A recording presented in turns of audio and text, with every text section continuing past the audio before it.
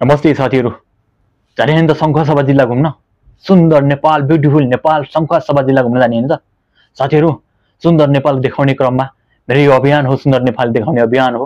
पूर्व मेचीदेखि पश्चिम महाकालीसम्म पक्कै पनि यहाँहरूको साथ सहयोग पाउनेछु भन्ने आशा गरेको छु।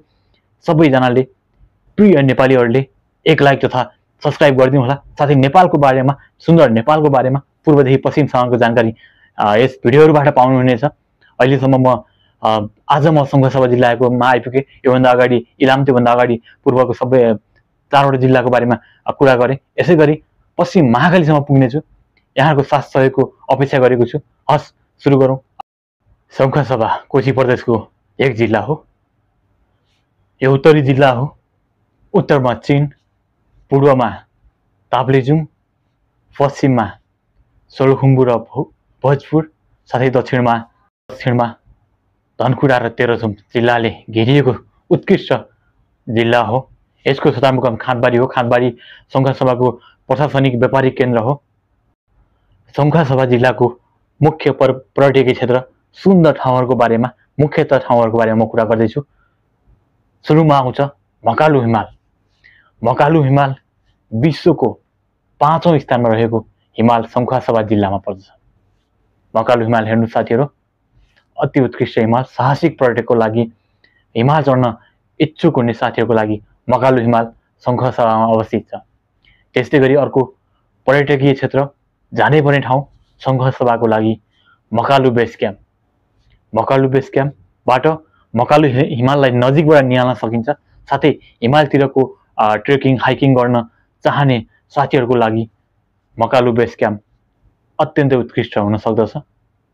त्यसकारण शङ्खसभा जिल्लाको मकालु बेस क्याम्प, मकालु हिमाल अति उत्कृष्ट गन्तव्यमध्ये एक हो। शङ्खसभामा अर्को महत्त्वपूर्ण पर्यटकीय क्षेत्र, सुन्दर क्षेत्र मकालु बरुण राष्ट्रिय निकुञ्ज। मकालु बरुण राष्ट्रिय निकुञ्ज अन्तर्गत अनगिन्ती जैविक तथा प्राकृतिक विविधताहरू, अनेक फुलहरू, अनेक ठाउँहरू, अत्यन्तै सुन्दर ठाउँहरू रहेको छ। मकालु बरुण राष्ट्रिय निकुञ्ज वन्यजन्तु, फुलहरू, चराचुरुङ्गीहरू एकदमै धेरै छ। ट्रेकिङ एरियाहरू यही राष्ट्रिय निकुञ्जभित्र पर्दछन्। शङ्खसभा जिल्लाको अर्को महत्त्वपूर्ण ठाउँ अरुण उपत्यका। संसारको सबैभन्दा गहिरो उपत्यकाहरूमध्ये एक उपत्यका अरुण उपत्यका। अत्यन्तै बब्बाल खालको उपत्यका हो। सगरमाथा र मकालु हिमालको बिचमा रहेको उपत्यका अत्यन्तै उत्कृष्ट छ। अरुण उपत्यका गएपछि नै मनै हा हा हा हा हुनेछ साथीहरू। पछाडि ब्याकग्राउन्डमा फोटोमा देख। त्यस्तै गरी अर्को सुन्दर ठाउँ बरुण उपत्यका। बरुण उपत्यका मकालु बरुण राष्ट्रिय निकुञ्ज अन्तर्गत पर्दछ।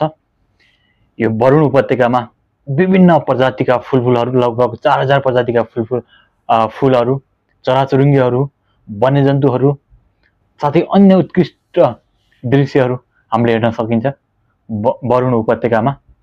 त्यस्तै गरी शङ्खसभाको अर्को महत्त्वपूर्ण क्षेत्र शिवधारा। शिवधारा यति उत्कृष्ट साथीहरू, पछाडि ब्याकग्राउन्डमा देखिरहनु भएको छ। यो मकालु आदर्श शिविर जाने बाटोमा, यो ट्रेकिङ बाटोमा पर्ने ठाउँ हो। अत्यन्तै उत्कृष्ट छ। अलिकति डरलाग्दो पनि छ, तर अति नै राम्रो ठाउँ रहेको छ शिवधारा। यो एउटा भनाइ छ, शिवले त्रिशूलले खोपेर यहाँनिर झरना निकालेको। त्यो झरना चाहिँ झरनालाई धाराको रूपमा, शिवधाराको रूपमा मानिन्छ। यो प्रचलनमा, त्यहाँको प्रचलित परम्परा अनुसार त्यो भनिएको छ शिवधारा। त्यस्तै गरी अर्को महत्त्वपूर्ण स्थान सभापोखरी। सभापोखरी धार्मिक हिसाबले अत्यन्तै महत्त्वपूर्ण स्थान हो। विशेष गरी यो साउन महिनामा मेला लाग्दै गर्दछ। अति उत्कृष्ट ठाउँमा, अति उत्कृष्ट छ। त्यसै गरी अर्को महत्त्वपूर्ण स्थल तिनजुरे। तिनजुरे गुराँसहरूको राजधानी हो। गुराँसको राजधानी भनेपछि कस्तो होला साथीहरू? पछाडि देखिरहनु भएको छ फोटोमा, सरह देखिरहनु भएको छ तिनजुरे। साथमा गुफा पोखरी पनि गुराँसको राजधानी हो। यो एउटै एरियामा पर्दछ तिनजुरे, गुफा पोखरी। अति नै रमणीय स्थान छ। विशेष गरी शङ्खसभाका व्यक्तिहरू अझ यहाँहरूले अरू के छ पनि भन्नुहोला। मैले यो थाहा पाएको र मैले बुझेको आधारमा भन्दैछु यो भिडियो। अर्को ठाउँ मिल्के डाँडा, मिल्के नामै मिल्के डाँडा। मिल्के डाँडा भन्ने बित्तिकै केही कुरा मिल्किने भने जस्तो यो गुराँसको यो पनि गुराँसले भरिएको डाँडा हो। साथै यहाँबाट सनराइज हेर्न अति उपयुक्त हिसाबले सनराइज हेर्नको लागि देखिन्छ।